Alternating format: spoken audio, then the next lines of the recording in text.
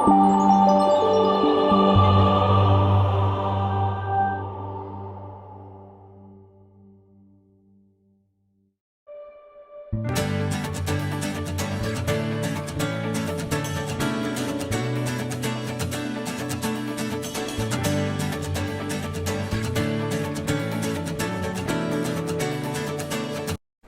introduction, the most recent Section 3 of the Police Act of 1967 states that a police officer's duties include preventing, identifying, apprehending, and bringing criminals to justice. The Departments of Criminal Investigation will complete those tasks. Crime is one of the social issues that is getting worse in most cities around the world, including Malaysia. The rise is concerning and is attracting the attention of all parties from different spheres of society in the nation.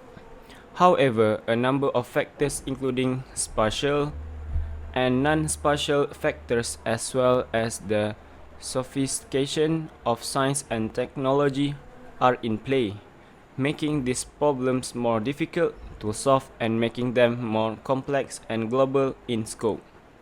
The rise in crime does not indicate that the measures taken are ineffective. Planning. Definition of planning. Planning is one of the managerial roles that determine the best way to accomplish them. Setting goals and developing plans help the organization to move in a focused direction while operating efficiently and effectively. The importance of planning is to help an organization to see if its goals are met or not. There are 4 types of planning. The first one is operational planning. It's a process of determining the day-to-day activities that are necessary to achieve the long-term goals of the organization. The second one is strategic planning. It's a process by which an organization makes decisions and takes action to enhance its long-term performance. The third one is tactical planning. It's micro-oriented and focus your short-term SMART goals, which usually have 1 to 18 months time frame. The last one is contingency planning. Can be defined as getting into situation that requires a change of plan. Next, the manager must anticipate change while examining the flaws of one of the major planning types. To reduce the crime rate in Malaysia, PDRM planning to introduce the robust crime prevention. The content in the robust crime prevention is the Safe City program will be expanded to improve crime prevention. The second one is the public will be encouraged to practice self-policing, including through the installation of thief deterrent system in their home. The third one is Rakan Cop program will be strengthened to encourage the community to be eyes and ears for PDRM in reporting crime and suspicious activities.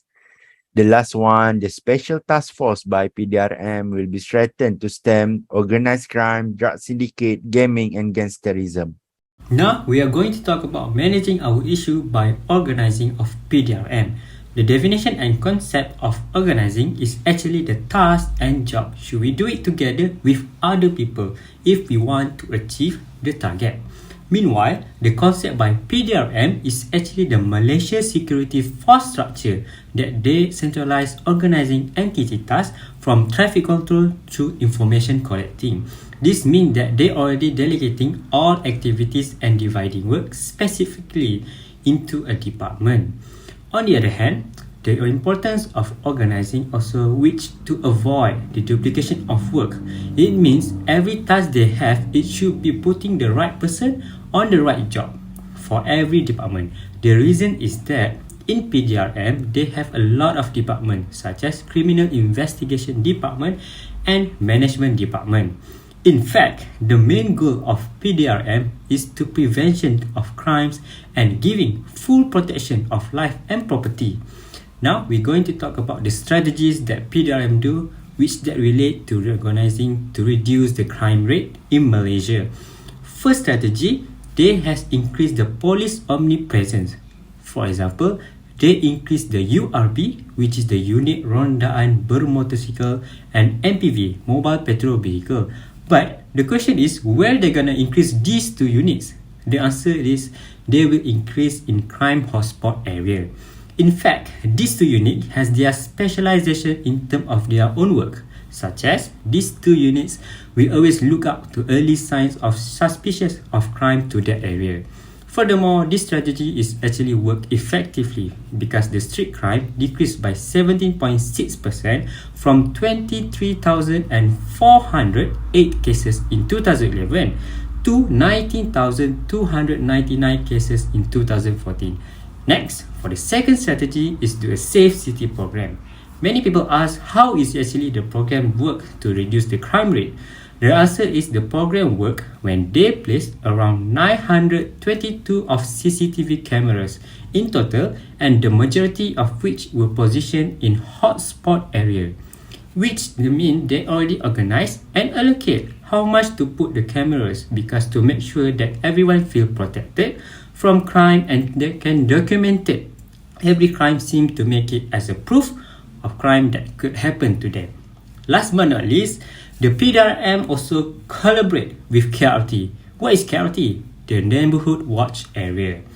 The reason is that the main duties of KRT are to watch and investigate any suspicious activity or early detection sign of crime that could occur in their community. This means that PDRMs actually delegate the specific tasks to the KRT. For example, the KRT have to verify their employment history and pay close attention to both their surrounding and their neighbors' identities. The reason is because the police team is inability to inspect every residential neighborhood. Each of those is crucial.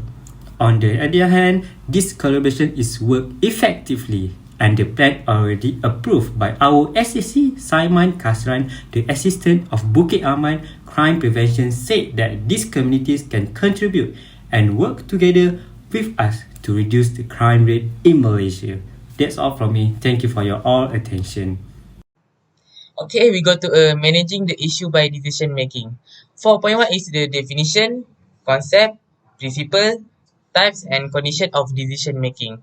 The decision making is process of making choice by identify a decision, gathering information, and assessing alternative resolution. An organization ability to make decision to predict what happen in future. First of all, PDRM has found many cases related to death and robbery among Malaysia. PDRM made several alternatives to reduce theft and robbery case in Malaysia. So we go to 4.2 is accordance with some rules. PDRM is responsible for this issue by arresting and cracking down anyone who commit this case. It also needs to dismantle and investigate this robbery case to address this problem. This criminal will usually be subject to the punishment prescribed by the government. There are various types of this penalty that will be imposed for each criminal offence. Among them, stealing a motor vehicle, stealing inside a residential home, and common thief is a type. If individual are found guilty of this issue, they will be jailed for no more than 1 year. Next, the government also must enforce the law to ensure that criminal or an individual are afraid to commit this case of theft. For example, there are some main foundation of the new approach to tackling crime. Okay, so we go to 4.3 is reducing the number of new cases. PDRM has implemented a variety of alternatives to combat the problem, like collaboration with various agencies, including non-government organization (NGO). To reduce the increase in theft case, this prevention is critical and should be managed by the government and PDRM. PDRM also emphasizes its goal, which is to improve law enforcement effectiveness. Okay, so that's all from me. Thank To you. talk about managing the issues by controlling, the concept of controlling means the leader has the power to give instruction and lead them in organizational project. Furthermore, this is a vital function for every management to predetermine norms and ensure the exhibition of the representative coordinates with the guidelines set by the administration, and in case the presentation of workers doesn't coordinate with the principles. At that point, it is required to match the corrective measures.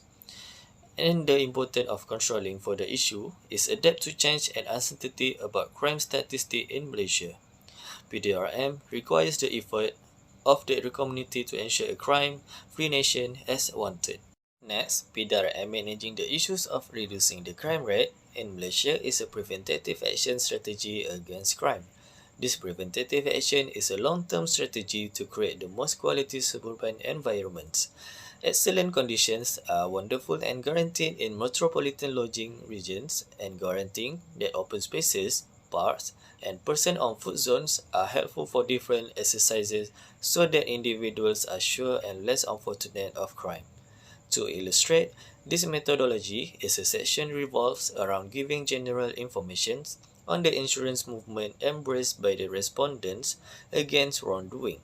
Subsequently, a ceaseless assessment was used to give the importance of information like the utilization of locks, walls, canines, and security official as well as the neighborhood observed.